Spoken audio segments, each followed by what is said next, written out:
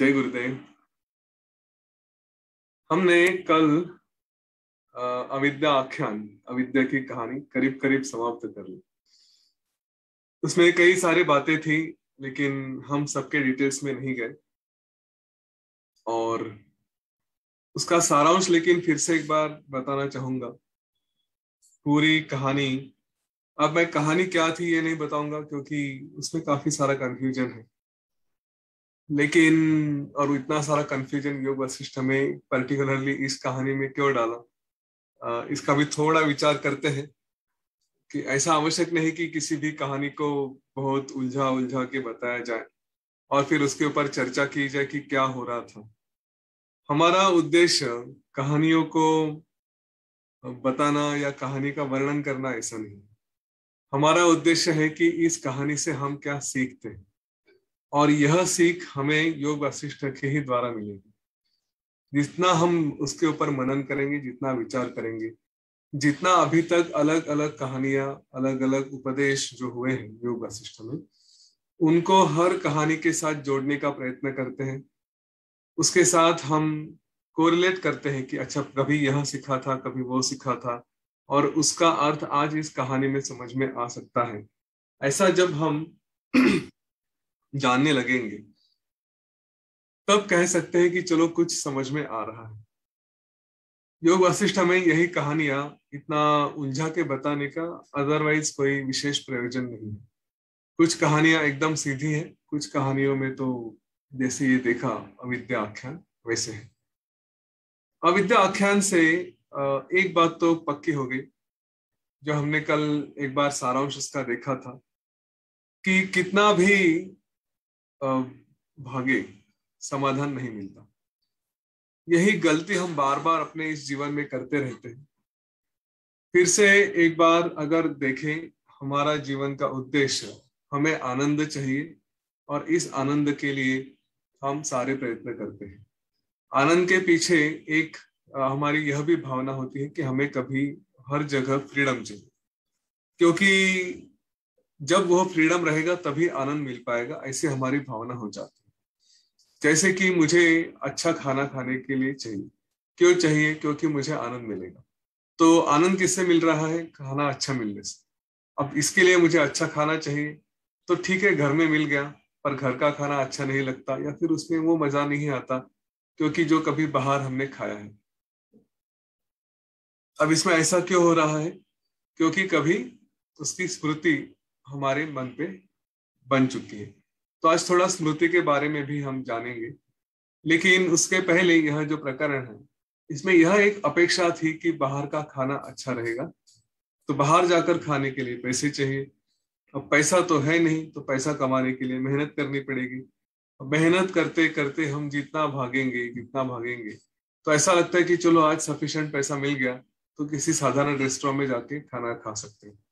पर फिर कहीं यह समझ में आता है कि नहीं, एक साधारण खाने से, साधारण रेस्टोरेंट से अच्छा खाना, अच्छा एनवायरमेंट 5 स्टार में मिलता है, तो वहां पे जाकर खाना खाना चाहिए। तो उसके लिए और पैसा कमाना चाहिए, तो और पैसा कमाने लगते हैं और समय बिताते हैं। यह जो चक्कर है, इसमें जाते जाते कभी तो चलो पैसा आ गया, 5 स्टार में जाके खा लिया, क्या तृप्ति हो जाती है? क्या बात वहां पे समाप्त होती है? नहीं होती। तो उसके लिए फिर से भागो, फिर से वही प्रयत्न करो, और वही प्रयत्न करते करते एक समय ऐसा आता है कि खाना मिलना तो दूर की बात है, खाना खाने के लिए भी समय नहीं मिलता। घर में ही हमने देखे हैं, आईटी का लाइफ मैं भी जी चुका हूँ, और आजकल काफी सारे लोग इसी तरह से हैं कि जो सामने आएगा उस समय वो खा लेते हैं। कई लोगों को तो खाने के लिए भी समय नहीं मिलता, मीटिंग्स है, कॉल्स है, ये सब कुछ है, और फिर उसका परिणाम शरीर के ऊपर होता है। ना शरीर ढंग से एंजॉय कर पाता है, खाना तो दूर की बात है, लेकिन अपने अपना अपनी हेल्थ, अपना आरोग्य भी ठीक से नहीं रख पाते, और उसी का परिणाम होता है कि भागते भागते एक दिन जीवन समाप्त हो जाता है। समाप्त होते होते अगर समय मिला तो प्रश्न यही आता है कि इतनी जिंदगी में किया तो क्या किया। तो इसीलिए पहले से ही जहां से शुरुआत की थी कि मैंने केवल खाने की बात करी है, हमारी अपेक्षा तो और सारी होती है। मुझे हर तरह के भोग भोगने हैं, हर तरह के एंजॉयमेंट चाहिए, और वह एंजॉयमेंट करने के लिए मैं पैसा कमाऊंगा, वहां एंजॉयमेंट कर, चलो पैसा आ भी गया, बाप दादाओं ने कमा के रखा है, जाके चलो मैं उस पैसे का ही उपभोग लेता हूँ, उसी से एंजॉय करता हूँ। फिर भी वही एंजॉय करते करते एक दिन यह समझ में आता है कि इसमें अभी भी आनंद नहीं है। कितना भी भागो, कितने भी बार 5 स्टार में जाके खाना खाओ, एक दिन लगता है छोड़ो अभी बोर हो गया। कुछ दिन बोर होते हैं, फिर से लगता है नहीं फिर से जाके खाना चाहिए। वैसे ही घूमने के लिए है, वैसे ही सेक्स के लिए है, वैसे ही और क्या क्या बातें होती हैं, सबके बारे में यही चलता है। बस एंजॉयमेंट एंजॉयमेंट एंजॉयमेंट, लेकिन वो कभी रुकती नहीं।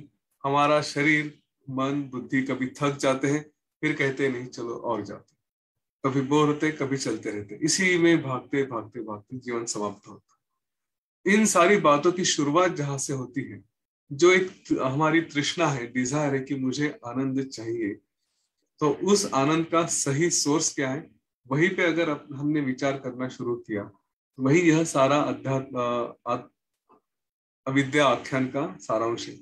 कि वहीं पे यह ढूंढना शुरू करें कि मुझे अगर आनंद चाहिए, मुझे अगर सुख चाहिए, तो उसके लिए मुझे जो प्राप्ति की अपेक्षा है कि मुझे ये चाहिए वो चाहिए, इसमें नहीं फंसना चाहिए। सही सोर्स ढूंढे। यह एक कॉमन सेंस की बात है कि मैं अगर आनंद को सोर्स ढूंढने का प्रयत्न कर रहा हूं, तो पहले अगर किसी ने रोड मैप बना के रखा कि ठीक है आनंद के लिए मुझे ये करना पड़ेगा, इसको समझ लिया कि इनसे करके भी तृप्ति नहीं होगी, बार बार भागना पड़ेगा, तो कोई अल्टरनेटिव है क्या? तो अल्टरनेटिव है, और वो अल्टरनेटिव है कि इस आनंद को अपने अंदर देखें। जो भी हम करते हैं आनंद की अपेक्षा से, उसका जो परिणाम हमारे अंदर हमारे हृदय में होता है, और जिसको हम कहते कि यह आनंद है, वो जो अनुभव है, ये बाकी तो साधन है, बाकी तो हमारे अलग अलग सोर्सेस है। उन सोर्सेस का उपभोग करने के बाद जो अनुभव आता है, वो अनुभव हमारे अंदर ऑलरेडी है। तो अगर वह अनुभव हमारे ही अंदर है और वो एक ही जगह है, और उसके लिए कोई प्रयत्न करने की आवश्यकता नहीं होती, तो फिर इतना सब कुछ करने के बदले उस आनंद से सीधा, उस अनुभव से सीधा कनेक्ट करें, जुड़ जाए, और उसी को जीवन भर भोगते रहे, उसी का अनुभव उसी में रहे, उसी का जो हमारी जो हमारे जीवन का कारण होता है, जो तृप्ति चाहिए, उस तृप्ति के साथ सदा के लिए रहे। फिर बाकी जो करेंगे उसके बाद का जो ज्ञान है, कि जो बाकी करेंगे वो जैसे कल बताया था, वो केवल एक प्रकटीकरण होगा, एक केवल एक्सप्रेशन होगा। हम जो है बस उसको बाहर रिफ्लेक्ट करें, उसी आनंद को बाहर दिखाएं, वही बाहर रिफ्लेक्ट होना चाहिए। यह अविद्या आख्यान का सारांश था। इसको ना भूले, इसको बार बार अपने मन पे परिणाम हो जाए, इसके लिए इसको फिर से रिपीट किया। इसमें और भी जो बातें बताई थी अविद्या आख्यान में, जैसे स्वप्न के बारे में बताया था, तो हमने वो भी देखा। ये पाषाण आख्यान और अविद्या आख्यान में 2 बार हमने यह देखा था कि एक तरह से वशिष्ठ ऋषि ने पाषाण आख्यान में जैसे कि कहीं पे साक्षी भाव से सब कुछ देखा और उसी का अनुभव किया, अपने आप को उस जो भी हो रहा था उस पे अपने आप को नहीं फंसाया, वैसे ही यहाँ पर उस मुनि ने भी किसी के जीव में जाकर, किसी के शरीर में जाकर उसके साथ अपने आप को एकरूप किया, और उस एकरूपता के साथ अनुभव किया कि क्या हो रहा है। उस प्राणी के, वो जो भी शिष्य था, उसके शरीर के अंदर जाके, उसके हृदयाकाश में जाकर उससे एकरूप होके अनुभव करना शुरू किया कि क्या क्या होता है अंदर में, क्या होता है, वह जीव क्या देखता है, उसका चित्ताकाश कैसे होता है, और फिर वह जीव क्या सफर करता है। वही सफरिंग इन्होंने भी अनुभव किया, उसी के साथ वह भी स्वप्न रूप में ही हो गए, और वही अनुभव वो करते रहे। हमारे लिए इसका सारांश यही है कि जैसे यह मुनि एक समय यूं कहा जाए कि फंस गए थे, और फंसने के बाद फिर उन्होंने अपने स्वप्न रूप में, मतलब इस प्राणी का और उस मुनि का स्वयं का शरीर तो समाप्त हो गया, लेकिन यह उस स्वप्न में इतने उलझ गए कि अपना मूल रूप भूल के उस स्वप्न में जाके एक दूसरा शरीर धारण कर लिया और उसी शरीर के साथ रहने लगे। हमारे लिए यही बात बार बार होती है। हम भी, जो हमारी जीवन प्रक्रिया है जीवन मृत्यु की, कि हम एक बार कुछ देखते हैं, हम भी स्वप्न में ही फंस जाते हैं, और जब हम इस अनुभव में रहना शुरू करते हैं, स्वप्न में फंसते हैं, तो स्वाभाविक है कि उसके साथ हम जो भी सफरिंग्स हैं, जो भी हमारे भोग हैं, उन भोगों में अटक जाते हैं। क्या करना चाहिए? अगर हम यह सब समझते हैं इस ग्रंथ में इतनी बार अभी तक बताया गया होगा कि यह सब स्वप्नमय है, यह सब केवल भ्रांति है। तो इस भ्रांति के साथ हम ना उलझे। जैसे आज हम अपने आप में हैं, इस शरीर में हम कुछ देख रहे हैं, हमारे ही हृदयाकाश में हम ये सारा क्रिएशन देखते हैं, आजू बाजू की घटनाएं देखते हैं, हमारे विचारों को भी देखते हैं। तो वो जो देखने वाला है हमारे अंदर, उस मुनि के जैसा कोई है तो नहीं कि हम कोई प्राणी है और कोई व्यक्ति है जिसके अंदर वह मुनि आके बैठा है और वह मुनि ही सब कुछ देख रहा है। और पर देख क्या रहा है कि इस शरीर के, इस जीव के अंदर जो हो रहा है। तो ये दो जीव अलग अलग है। एक मुनि जो हमारे अंदर आके बैठा है, जिसने हमारे इस शरीर के साथ, इस क्रिएशन के साथ अपने आप को एक कर लिया, और अभी वह मुनि देख रहा है। तो वो जो हमारे अंदर का मुनि है, वह जो हमारे अंदर की चेतना है, जो हमारा मूल रूप है, इस मुनि को हम उस मूल रूप से देखें। यह जो मूल रूप है, उसको अगर हम अवेयर करा दे, और हम मतलब क्या, अभी अगर मैं कहूँ हम, तो मेरे लिए दोनों अस्तित्व है। मैं भी हूँ जो इस शरीर के द्वारा व्यक्त हो रहा हूँ, और दूसरा वह मुनि भी है जो इस शरीर के द्वारा देख रहा है। इस शरीर के अंदर जो भी, इस अस्तित्व के अंदर, शरीर भी नहीं कह सकता क्योंकि उसने तो पूरी चेतना के साथ अपने आप को एक रूप कर लिया है। तो अभी इस मुनि का ही कार्य है, मैं अपने आप को नहीं कहूंगा, उस मुनि का ही कार्य है अपने ही अंदर रहे कि वो जागे, वह चेतना जागे, वह चेतना यह समझे कि वह किसी और क्रिएशन में, किसी और अस्तित्व में आकर उसके साथ जुड़कर यह सब कुछ देख रही है। तो हो सकता है वह चेतना अगर जाग गई, अपने आप को इस बात को अलर्ट कर सके कि यह जो अस्तित्व मेरे नाम से अगर लिया जाए, यतीन जोशी के नाम से जो अस्तित्व है, वो जो भी है, शरीर, श्वास, मन, बुद्धि, हमारे अस्तित्व के सारे स्तर, वो जो भी एक्सप्रेस हो रहे हैं, वह वो मुनि अगर अपने अंदर की अंदर का बता पाए, मैं वो नहीं हूँ, मैं यह अस्तित्व नहीं हूँ, यह एक केवल अलग अस्तित्व है, इसमें जो भी हो रहा है उसको मैं साक्षी भाव से देखूं, उसके साथ जो भी प्रलय आ रहे हैं, उसके मन में वो जो भी सपना देख रहा है, मतलब वो, मतलब यतीन जोशी जो भी स्वप्न देख रहा है, उस स्वप्न के साथ वो जो मुनि है उसको जाके जुड़ने की आवश्यकता नहीं, केवल देखता रहे। जब तक उसको देखना है तब तक देखे, और देखने के बाद भी इस बात को समझ ले कि ठीक है, इस अस्तित्व में ऐसे ऐसे स्वप्न आते हैं, ऐसी ऐसी बातें होती हैं, तो होने दे, अभी मुझे उसमें उलझना नहीं है, वहां से बाहर निकलना है। उस मुनि के साथ जो हुआ था कि वह स्वप्न में बहकर फिर आगे जाके किसी ज्ञानी को मिला, और उस ज्ञानी के द्वारा फिर उसको जो एक अनुभव हुआ, एक ज्ञान प्राप्त हुआ, आत्मज्ञान मिला। पर तब तक उसका शरीर, तब तक वो शिष्य का शरीर, ये दोनों नष्ट हो चुके थे, और ये किसी और स्वप्न में एक शरीर धारण कर चुका था। हम अगर सजग है तो हमारे लिए योग वासिष्ठ का वो ज्ञान ऑलरेडी इसी अवस्था में मिल चुका है। तो हमारे अंदर जो मुनि है, उस मुनि को हम बताएं कि भाई ये ज्ञान तुम्हें मिल गया है। हाँ, ना वो शरीर, ना अपना शरीर नष्ट होने तक राह देखने की आवश्यकता है, यह सब छोड़ो, ज्ञान मिल गया है, अभी इसको और जान के क्या करना है, तो इसको छोड़ दो और जाके अपने रूप में स्थिर हो जाओ, अपने आप में स्थिर हो जाओ। यह जो यतीन जोशी का अस्तित्व है, या जो मेरा शरीर का अस्तित्व है, जो भी स्वरूप है, वह जब तक रहेगा तब तक रहेगा। ठीक है, अपने आप को जगा दो। अब यह जागने के बाद फिर क्या, मुनि जो हम कह रहे हैं, वो जो चेतना है, उसको यह अस्तित्व छोड़कर वैसे तो जा सकता है अपने जगह जहां पर भी है, लेकिन हमारे दृष्टि से देखा जाए तो यह भी अस्तित्व हमारा है, इसको भी उस मुनि के जैसे ही कार्य करना है। उसने भी एक बार यह जान लिया कि जैसे मुनि हमारे अंदर ही है, तो जैसे वो जानता है, जो वो संवेदना समझता है, वही अस्तित्व हमारे लिए भी दे देता है, हमारी भी बुद्धि के ऊपर उसका परिणाम हो जाएगा। और इसीलिए आज या बार बार सोमेश्वर जी जो प्रार्थना करते हैं कि हमारे अस्तित्व का सारा स्तर यह हमारे गुरु हो, वही परम चेतना हो, वही परमात्मा हो। तो उसका ही अर्थ यही है कि एक बार यह समझ गए कि हमारा भी अस्तित्व इस बात को जाने कि हम जो भी है वो गुरु रूप ही है, वही सब कुछ है, तो फिर हमें भी किसी और सपने में जाकर फंसने की आवश्यकता नहीं। जैसे वह मुनि हमारे अंदर आके इस बात को जान के छूट गया, वैसे भी हम बार बार यही करते हैं कि हम ही मुनि की तरह इन किसी और के दृश्य में, किसी और के कॉन्शियसनेस में जाके फंस जाते हैं। और वहीं पे उसके साथ उलझ जाते हैं। इसको ही हमारा बिहेवियर थोड़ा समझे। यूजुअली यही होता है कि जो दृश्य है हमारे लिए वो किसी और का कॉन्शियसनेस इस तरह से कहा जाता है। दृश्य मतलब होता क्या है, हमने ही कुछ तो रिफ्लेक्ट किया, यह एक बात है।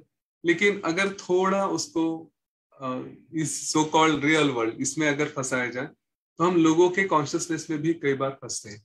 हमारे सामने कोई आता है, कोई गुस्से में है, कोई प्रेम में है, तो हम अपना अस्तित्व भूल के वो क्या कह रहे हैं, वो किस तरह से सोच रहे हैं, उसके अंदर जाके फंसते हैं और फिर उनके साथ भी जुड़ जाते हैं।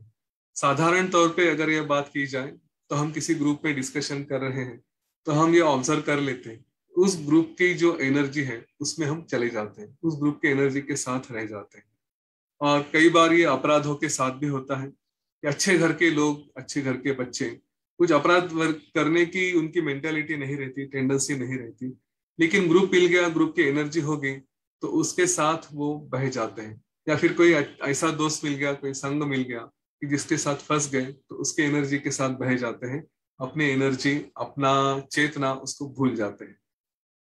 हम अगर हमेशा इस बात के बारे में सचेत रहें, जागरूक रहें, सावधान रहें कि मेरी एनर्जी और मैं वो मुनि जैसा है कि मुझे किसी में फंसना नहीं है। सामने वाला कुछ भी बोले, मेरे आजू बाजू में कुछ भी घटनाएं होती रहे, यह घटनाएं केवल दृश्य स्वरूप है। मैं केवल एक ऑब्जर्वर हूँ, मैं केवल साक्षी भाव से हूँ। मैं इन सारी बातों में नहीं फंसूंगा। पाषाण आख्यान की वो काली हो, देवी हो कि जिसमें यह सारे जग फंसे हुए हैं और वो घूम रही है, तो यह जग घूम रहा है, यह जग फंसा हुआ है, लेकिन मैं नहीं फंसूंगा। मैं वशिष्ठ की तरह ऑब्जर्वर रहूंगा, मैं यह मुनि की तरह भी ऑब्जर्वर रहूंगा, लेकिन जैसे मुनि फंसे वैसे मैं नहीं फंसूंगा। इतना अगर हम अपने आप को समझा सकते हैं तो फिर ये जीवन तो बहुत सुंदर हो जाता है। फिर तो आपके चेतना में, वो आपके मन में भी वो अलर्टनेस इतना रहेगा कि केवल ऑब्जर्वर क्या एक्शन करना है, क्या नहीं करना है, यह ऑब्जर्वर ही देखेगा और वही एप्रोप्रिएट जो भी इस क्या कहे उसको, इस संसार का नियम है, जो भी यहाँ के प्रोटोकॉल्स हैं, उनके हिसाब से आप अपना बिहेवियर जरूर करें।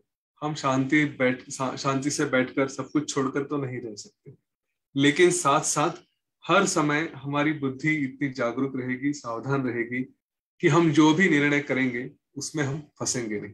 हम वो केवल किसी भावना में आकर, किसी द्वेष में आकर, षड ऋतु के साथ आकर यह हमारे निर्णय नहीं होंगे। हम केवल एक साक्षी भाव से यह इस समय उचित है, यह करना चाहिए, इसी भाव से हम वो सारे निर्णय करेंगे। ये सारे जो पाषाण आख्यान और अविद्या आख्यान, ये एक के पीछे एक आए थे, इनका सारांश मेरे विचार से यह था। लेकिन आप अभी भी पूरे मुक्त हैं मेरे विचार ही लेके, मेरे भी विचारों में फंस के आपको उस मुनि जैसा करना आवश्यक नहीं है। मेरे विचार आपको पसंद आए, स्वीकारिए। अगर नहीं आए तो अपने मन से भी आप विचार करें, अपनी बुद्धि को आप सजग करें और उससे मनन करके, और मैं कहूंगा कि मनन अवश्य करें, और उसका उपयोग करके आपके भी कुछ अलग निष्कर्ष हो सकते हैं, वो निष्कर्ष जरूर निकालें। हो सके आज, कल, परसों, जब भी समय मिलेगा आप वो आपके निष्कर्ष भी यहाँ पे शेयर कर सकते हैं। मेरे भी ज्ञान में उतनी थोड़ी और क्या होगा, भर होगी उसमें, और थोड़ा वृद्धि होगी। इसके बाद यह सब कहने के बाद वशिष्ठ ऋषि श्री राम जी को बता रहे हैं कि आत्मविद्या और अविद्या, अभी तक हमने अविद्या की बात की थी, वशिष्ठ ऋषि अभी बता रहे हैं कि यह आत्मविद्या है, उसकी उपेक्षा मत करो। यूजुअली हम होता है कि अच्छा ज्ञान मिलने लगे तो वहां से कुछ ना कुछ कारण लेके भाग जाते हैं, या फिर उसको सामने आया तो भी छोड़ देते हैं। इसके बारे में वशिष्ठ ऋषि अभी बता रहे हैं। वे कह रहे हैं कि हे श्री राम जी, जब तक हम इंद्रियों को नहीं जीतते, हमारे सेंसेस, तब तक यह अविद्या, यह अज्ञान नष्ट नहीं होता। जैसे कि किसी की आंखें ही कमजोर हो गई है, दृष्टि ही कमजोर हो गई है, तो उसको आप कितने भी लाइट दिखाए, तो कोई भी प्रकाश भी रहा तो भी उसको छोटी छोटी वस्तुएं दिख नहीं सकती, क्योंकि उसकी नजर कमजोर हो चुकी है। तो इसी तरह जो भोगों में फंसा हुआ है, उसमें आप कितना भी शास्त्र का अभ्यास करें, कितना भी योगाभ्यास करें, तो भी उसको फायदा नहीं होगा। स्वाभाविक है, क्योंकि उसका मन कहीं और है। तो जिसको अपने मन पे अपने इंद्रियों पे विजय करना है, वो उसके लिए कुछ वो साधन बताते हैं। जब तक यह इंद्रिय विजय नहीं होता, कि हमने हमारी आंखें हमारे कंट्रोल में रहनी चाहिए, क्या देखे क्या नहीं देखे यह हमारे कंट्रोल में होना चाहिए। इंद्रिय जय मतलब क्या है, कि मैं कुछ नहीं देखना चाहता तो मेरी आंखें कहीं और चली जाए, मैं कुछ खाना नहीं चाहता तो मेरी जिह्वा पे मेरा अपना नियंत्रण हो। यह सारी बातें हम इंद्रिय जय के द्वारा कही जाती है। तो इसके लिए उन्होंने एक उपाय भी बताया है, इंद्रिय जय किस तरह से होता है। वो बता रहे हैं कि यह जो सब कुछ आ, हम देह देखते हैं, वह केवल चिन्ह मात्र है। चेतना के ही कारण उसको जीव यह नाम प्राप्त हुआ है। और इसी का परिणाम होता है कि यह चेतना जो जो भी आकार लेती है, जो जो भी स्वरूप समझती है, उसके जैसे ही वह स्वयं वह वस्तु बन जाती है। और इसीलिए इस शरीर को, इस पुरुष को मनोमय कहा है। यह एक बार समझ में आ गया कि हम अपने मन को जो भी दिखाते हैं वही वो देखना चाहता है, वही उसका आकार लेके उसी का प्रयत्न करता है। तो जैसे खाने के बारे में है, या फिर हम कुछ देखने के बारे में है, तो अगर अपने मन को हम इस तरह से समझाएं कि यह तुम्हारा, यह बात अच्छी है, इसी में जाओ, इसी में फंसो अगर फंसना है तो हमने एक तरह से इंद्रिय जय कर लिया, हमने अपने सेंसेस पे नियंत्रण ले लिया।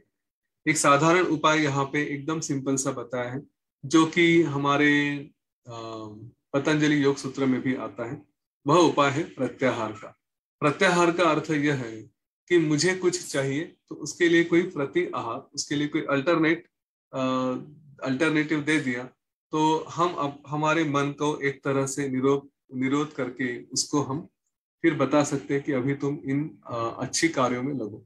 जैसा कि अगर कोई मूवी देखना चाहता है, मूवीज का अट्रैक्शन बहुत है, तो ठीक है ना, मूवी देखना चाहता है, पर कौन सी मूवी देखे, अगर देखने के लिए नियंत्रण नहीं हो रहा, तो हमारे यहाँ आजकल तो कार्टून से लेके अच्छी अच्छी मूवी तक, एनिमेशन जो भी है, यह सब कुछ अच्छे ग्रंथों पर भी अवेलेबल है। कोई बच्चा अगर यह देखना चाहता है, मुझे मूवीज देखना है, वीडियोस देखने हैं, तो ठीक है, उसको आप रामायण की मूवी लगा दो, महाभारत की मूवी लगा दो, उससे ही सही थोड़े संस्कार हो जाएंगे। आजकल उपनिषद के ऊपर अच्छी मूवीज हैं, आजकल श्रीमद् भागवत के ऊपर है, राधा कृष्ण के ऊपर है, पता नहीं कितने सीरियल्स, कितने एपिसोड्स, हर तरह की बातें मिल जाती हैं, और वह काफी सारे फ्री है। वही एक प्रत्याहार का रूप हो गया कि एक बात में फंसने के बदले इसमें चले जाओ। दूसरी बात, जैसे ये काफी जाना माना, जानी मानी पद्धत है, जिनको टोबैको का, स्मोकिंग का व्यसन है, उनके शरीर को टोबैको चाहिए होता है। तो उसके लिए फिर कुछ अलग भी स्वरूप से प्रत्याहार के रूप में सॉल्यूशंस निकाले जाते हैं। यहाँ तक कि निकोटिन के पैचेस है, जो एक सिगरेट मुंह में पकड़कर धुआं छोड़ने की आदत होती है, कि जिसमें अभी बहुत अच्छा लगता है, वो एक स्टाइल एक तरफ है, और दूसरी तरफ निकोटिन के पैचेस है कि जो पैचेस लगा दिए तो शरीर की टोबैको की नीड खत्म हो जाती है, लेकिन वो जो स्टाइल है वो भी अपने आप धीरे धीरे सेटल हो जाती है। तो पहले जो अट्रैक्शन स्टाइल का था, वो स्टाइल चली गई, क्योंकि शरीर में अभी उसकी आवश्यकता नहीं रही, और इसलिए फिर इंसान भी अपने आप को वहां से छोड़ सकता है। इस तरह ये प्रत्याहार काम कर लेता है। और जब तक हम प्रत्याहार को जीतते नहीं, फिर ये सारे जो साधन है, प्रत्याहार मतलब जिस तरह हम इंद्रियों को नहीं जीतते, तो जो भी सारे साधन है वो हमारे विशेष काम के नहीं। और इसके लिए हमारे काम में कुछ आएगा, तो वो हमारा मन है, उसके ऊपर नियंत्रण कर ले, तो फिर हम इन सारी बातों को जीत सकते हैं। मन को जीतना क्यों आवश्यक है? तो मन ही हमारे इंद्रियों का नायक है, वही इन सारे इंद्रियों को चलाता है। और अपने इंद्रियों को हम अपने मन को हम यह जब भी, जो भी इसमें स्मरण में आता है, जो भी स्मृति में आता है, वही उसको बार बार बताए कि यह सब भूल जाओ, अभी यह केवल तुम्हारे संस्कारों का ही कारण है, इन संस्कारों की वजह से ही तुम यह सब कुछ देख रहे हो। तो एक बार अपने मन को इस तरह से समझाना शुरू कर दिया कि यह संसार, यह जो संस्कार मेरे हुए हैं वो मुझे कोई स्मरण नहीं आते, उन सबको मैं भूल चुका हूँ। इस मेरे नेचुरल बिहेवियर में जो भी मुझे अच्छा लगता है, जैसे मैंने आपको पहले ही आज बताया कि कभी हमारी एक ये इच्छा होती है कि गुलाब जाम अच्छे हैं, या फिर यह दृश्य अच्छा है, तो यह हमारे संस्कारों से ही कारण होता है। और इसीलिए एक बार यह समझ ले कि मेरे संस्कार कुछ है नहीं, वो मैं छोड़ना चाहता हूँ। मेरे अंदर वैराग्य है, तो इस तरह से मैं अपने इंद्रियों पे विजय प्राप्त कर सकता हूँ। एक बार यह समझ लिया तो फिर यह केवल अपने आप को सुख देगा। इसमें जो मेरे सुख के लिए कारण होते हैं, वो जो विशेष बातें हैं, जैसे खाना है, आहार है हमारा, तो वो हमें जिस तरह से, एक उदाहरण के तौर पे, कि हमारे लिए क्या आवश्यक है वो समझे, उसमें क्या रुचि है उसमें ना जाए। कई बार बच्चों के साथ ये होता है, कोई पर्टिकुलर सब्जी दी जाए तो कहते कि नहीं, यह पसंद नहीं है, और बताना पड़ता है। जैसे ड्रमस्टिक्स है, उसको क्या कहते हैं, जो भी है, सेवगा, तो वो बच्चों को दिया जाए तो शायद पसंद नहीं आए, पर एक समय के बाद यह समझना चाहिए कि मेरे लिए ये पसंद नापसंद की बात नहीं है, ये मेरे लिए क्या आवश्यक है क्या नहीं है, वह हम लें। मेडिसिन हमको पसंद नहीं है लेकिन आवश्यक है तो लेनी पड़ती है। तो वैसे ही हमारे रोज के कार्य में भी जो है, उस तरह से अगर हम यह समझ सके तो फिर हम एक तरह से जितेंद्रिय हो जाएंगे। हमारे जो इंद्रिय है उनके हम ऊपर हमने जीत पाली, ऐसा समझ। जिनका मन अंतर्यामी है, वो केवल अंदर ही अपने आत्मा में स्थिर है, उसी को यह कहेंगे कि वो जितेंद्रिय है। और इसके बाद वशिष्ठ ऋषि यह सब जो भोग है, यह केवल आत्मा के भोग है, उसी के लिए है, इस तरह से समझेंगे। और एक बार वह समझ गए हमारे सारे भोग ये केवल आत्मा के द्वारा ही, उसी के द्वारा एंजॉय किए जाते हैं, तो फिर उसको हम बता सकते हैं कि क्या योग्य है क्या अयोग्य है। इसके बाद वशिष्ठ ऋषि इन जीवन मुक्तों के बारे में भी बताते हैं। उसके पहले योग वशिष्ठ ग्रंथ के बारे में उन्होंने बताया है, उसका महत्व बताया है, वो थोड़ा हम सुन लेते हैं। क्योंकि कभी कभी मन में, हमारे आजू बाजू में हमने देखे हैं, कितना सुंदर ग्रंथ है योग वशिष्ठ का, कई बार लोगों ने बताया है, गुरुदेव ने बताया है, लेकिन फिर भी वो छूट जाता है, वो हमारे साथ नहीं आता, या फिर उसमें हम जितना इन्वॉल्व होना चाहिए उतना नहीं होते। तो वशिष्ठ ऋषि इस ग्रंथ के बारे में भी बता रहे हैं। वे कह रहे हैं कि आत्मा के विषय में हमारा अज्ञान, उसी के कारण हम लोग जो सारी दृश्यों में फंस जाते हैं, जो हम भोग में फंसते हैं। वैसे अगर देखा जाए तो ये शांत, जो अपने आप में स्थिर लोग हैं, जो हम आत्मज्ञानी कहते हैं, वो ऐसी बातों में नहीं फंसते, और इसीलिए उनके जीवन में दुख भी नहीं होता। पर वह जो आनंद की अवस्था है, वो जो मोक्ष पद है, वह एक विशेष प्रयत्नों के सिवा कैसे प्राप्त होगा, यह उनका प्रश्न है। वो उसके सिवा नहीं हो सकता। हमने यह कई बार अनुभव किया है। योग वशिष्ठ हम पढ़ना शुरू करते हैं, कभी कभी तो वो छूट जाता है, उसके लिए प्रयत्न करने पड़ते हैं। फिर हम कहते कि समझ में नहीं आता, फिर कहते कि नींद आ जाती है, फिर कहते कि कुछ गैप आ गए, कई सारे कारण हैं। और यह मैंने कभी कहा था कि जीवन की पीएचडी है, या जीवन का उसके भी ऊपर की डिग्री है योग वशिष्ठ, क्योंकि यही हमारी जीवन का सर्वश्रेष्ठ सुख हमें दे सकता है। तो जीवन का सर्वश्रेष्ठ सुख देने वाला जो भी ग्रंथ है, जो भी अभ्यास है, जो भी ज्ञान है, वो साधारण प्रयत्नों से कैसे प्राप्त हो सकेगा, कोई बताएगा?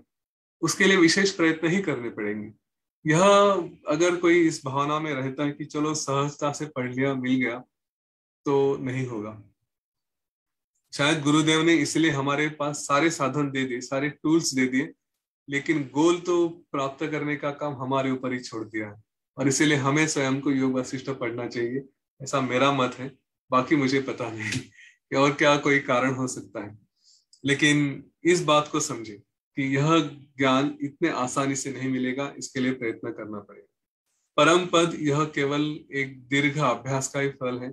इसलिए वशिष्ठ ऋषि कहते हैं कि हे श्री राम जी, आपका अभ्यास दृढ़ हो, इसलिए मैं हर तरह से अलग अलग बार, अलग अलग तरह की युक्तियां बताकर, अलग अलग अनुभव बताकर, अलग अलग रोचक कहानियां बताकर, इसका मैं विस्तार करके आपको बता रहा हूँ, और यह कैसे समझा जाए यही बता रहा हूँ। हमारे भी भाग्य से, मेरे भाग्य से करीब कितना कहते हैं, 90 दिन अभी हो रहे हैं, 89 डेज हम वहां तक पहुंच चुके हैं, शायद और भी कुछ दिन और रहेंगे। तो हमारे भाग्य में भी ऐसे ही हो रहा है कि जो बार बार हम इसका संस्कार कर रहे हैं। वो यह भी कहते हैं कि फिर यह ज्ञान अगर है, इतना लंबा है, इतना गहरा है, तो इस तरह से गोल गोल घूम के यह बता के, इसको प्रूव करके, उसको डिस्प्रूव करके, जो बार बार रिपीटिशन करके एक ही अगर निष्कर्ष पे हम आकर पहुंचते हैं, तो फिर इसका कारण क्यों है, इसको क्यों सुना जाए? तो कहते हैं कि ऐसी दुर्बुद्धि मत करना, क्योंकि किसी अकेले ही, किसी एक विशेष व्यक्ति को ही जिसकी बुद्धि बहुत तीक्ष्ण है, उसको ही शायद कभी एक बार कुछ बताया तो समझ में आता है। साधारण व्यक्ति को बार बार यह सब कुछ बताना आवश्यक हो जाता है, क्योंकि कितना भी बताया तो भी सामान्य व्यक्ति के मन में यह सारी बातें इतने आसानी से उतरती नहीं, उसके हृदय में वो स्थिर नहीं होती। इसलिए हे श्री राम जी, श्रवण मनन निधिध्यासन, इसकी आवश्यकता इस ग्रंथ के लिए है। श्री राम जी, यह ग्रंथ आप बार बार पढ़े, इसका बार बार जब हम अभ्यास करते हैं, जब बार बार इसका श्रवण करते हैं, जब हम बार बार इसको दूसरों को भी बताते हैं, तब इसके द्वारा जो अज्ञ है वो भी तज्ञ हो जाता है, तज्ञ हो जाता है, इसमें कोई संशय नहीं। लेकिन जो अपने आप को बहुत समझदार समझता है, वो केवल एक बार देखेगा और बताया कि हाँ मैंने देखा, मुझे समझ में आ गया, और यह करके वो अपना अभ्यास ही छोड़ देता है, तो उसको तो फिर जली हुई लकड़ी भी प्राप्त नहीं होती, उसके जीवन में कुछ नहीं हो सकता। तो यह जो अभ्यास है, इसका ये जो योग वासिष्ठ ग्रंथ है, जो सर्वश्रेष्ठ फल देता है जीवन में, इसका ही आख्यान, इसका अभ्यास यह वेदों की तरह बार बार बार बार करता रहना चाहिए। उसके बारे में विचार करें, उसके बारे में बातें करें, उसकी ही पूजा करें। वेदों के अध्ययन से जो फल मिलते हैं, वही फल इस शास्त्र से, इस योग वासिष्ठ से मिलते हैं, ऐसा वशिष्ठ ऋषि कह रहे हैं। और वे यह भी बताते हैं कि इससे जब इसका अभ्यास करते हैं तो हमारी क्रिया, हमारी बुद्धि, यह दोनों शुद्ध होती है, दोनों पवित्र होते हैं। जब यह अभ्यास हम करने लगते हैं, जब यह शास्त्र योग वशिष्ठ हम यह जानते हैं, तो वेदांत में भी जितने तर्क है, जितने सिद्धांत हैं, उनका भी ज्ञान हमें होता है। और इसीलिए सारे शास्त्रों में, सारे वाङ्मयों में यह एक उत्तम आख्यान करके प्रसिद्ध है। योग वशिष्ठ की ऐसी स्तुति वे कर रहे हैं। और वे अंतिम में यह बात करते हैं वशिष्ठ ऋषि कि वो लोगों को आह्वान करते हैं कि लोगों देखिए, यह जो मैं कुछ आपको बता रहा हूँ, इसके पीछे मेरा कोई स्वार्थ है ऐसी नहीं है। मुझे कुछ पैसा चाहिए, कुछ प्राप्त करना है, इसलिए मैं आपको नहीं बता रहा हूँ। मैं इसकी तारीफ ऐसे ही नहीं कर रहा हूँ। मुझे आपको फंसाना है, आपके साथ कुछ कपट करना है, इसलिए भी मैं इसकी तारीफ नहीं कर रहा हूँ। मैं केवल आपके ऊपर करुणा करके, मेरे मन में वो एक